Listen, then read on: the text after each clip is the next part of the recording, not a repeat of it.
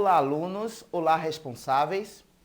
Olha eu aqui novamente, professor Alex, para mais uma aula de ciências para os quartos e quintos anos. Eu espero que vocês estejam fazendo os desafios que temos proposto nas aulas aqui, ok? O assunto que nós vamos estudar hoje é sobre a importância do ciclo da água para a sobrevivência na Terra. Prepara aí teu material, caderno, lápis, borracha, caneta. Anota o que for sendo falado na aula de hoje, porque no final nós temos o desafio. Estão preparados? Então vamos lá. Primeiro quero fazer uma pergunta para vocês. Olha só. Será que a água que nós vemos nos rios, lagos e oceanos é a mesma água todo dia? Pense bem. A água, ela passa por várias transformações. E pode ser que não seja a mesma que nós vemos diariamente. Hoje nós vamos entender um pouco mais como essas transformações que a água passa e sobre o ciclo da água, para nós entendermos cada vez mais como é importante a preservação desse recurso natural. Preste atenção. Antes de continuarmos, vamos rever alguns conceitos que já vimos em aulas passadas. Primeiramente, a água ela é encontrada em alguns estados físicos que vocês conhecem. Temos a água no estado líquido, no estado sólido e no estado gasoso, né? A água no estado sólido é o gelo, né? E no estado gasoso, o vapor de água. Preste bem atenção, entenda esses conceitos. O que acontece com a água? O que possibilita a mudança desses estados para sólido, líquido, gasoso é a temperatura. Acontece bastante que o calor do ambiente faz evaporar a água do solo, dos lagos, rios e mares. Também as plantas e os animais perdem água na forma de vapor, pela transpiração e pela respiração. Por isso que a água, respondendo a primeira pergunta, a água ela pode não ser a mesma que nós estamos vendo ali diariamente. Isso nos rios e lagos e assim sucessivamente. Vamos entender um pouco mais sobre a questão dessas mudanças, beleza? Primeiramente, quando a água ela está no estado líquido e a temperatura sobe, olha aí o termômetro, né? A temperatura sobe, o que acontece? Ou a temperatura desce. No caso da solidificação, a temperatura desce a 0 graus Celsius e a água passa a ser gelo. É a solidificação. Mas quando a temperatura sobe, né, o gelo ele derrete e volta a ser água. Essa mudança de estado físico se chama fusão. Acontece também quando a temperatura sobe um pouquinho mais, né, a 100 graus Celsius. Então, a água passa de líquido para gasoso. Essa mudança se chama vaporização ou evaporação. E quando a temperatura cai novamente, o vapor de água ele volta a ser líquido. E essa mudança se chama condensação.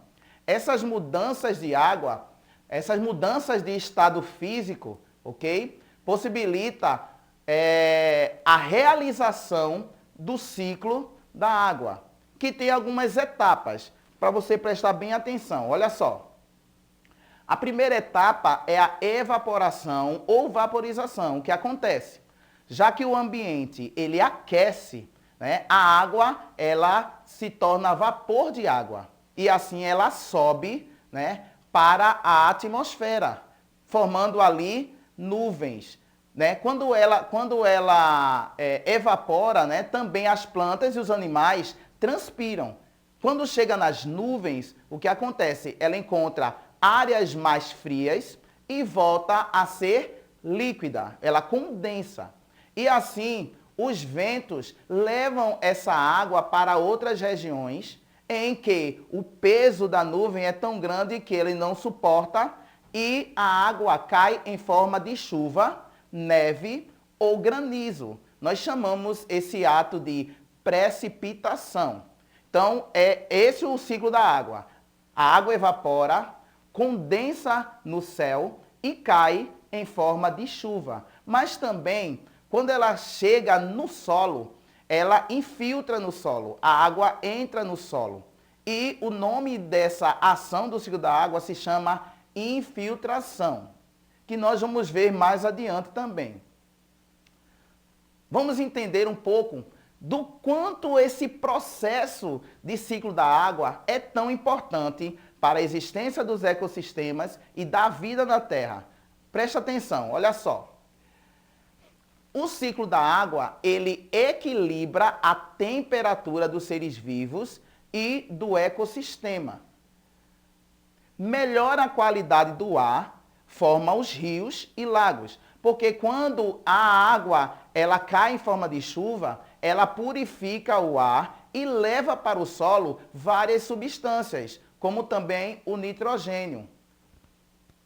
O ciclo da água também ajuda a regar o solo e distribui águas pelas diversas regiões do nosso planeta. O ciclo da água é importante também porque ajuda na irrigação das plantas e florestas, melhorando cada vez mais o ecossistema. E envia para o solo nutrientes e reabastece os reservatórios. É ela que forma os rios, os lagos e também os rios subterrâneos através da infiltração. Algo interessante que temos que entender cada vez mais em relação ao ciclo da água é a presença também dos vegetais, que nós vamos ver em aulas mais à frente. E temos que entender que o homem, por muitas ações, pode interferir no ciclo da água. Veja só, a importância que tem as florestas e a vegetação. Veja só, através da transpiração, tanto dos animais como das florestas, são formados nuvens e até rios voadores, que umedecem a atmosfera, né? E esses rios voadores são responsáveis pelo ciclo das chuvas em determinadas regiões do Brasil, como no centro-oeste, no sudeste e até no sul do Brasil.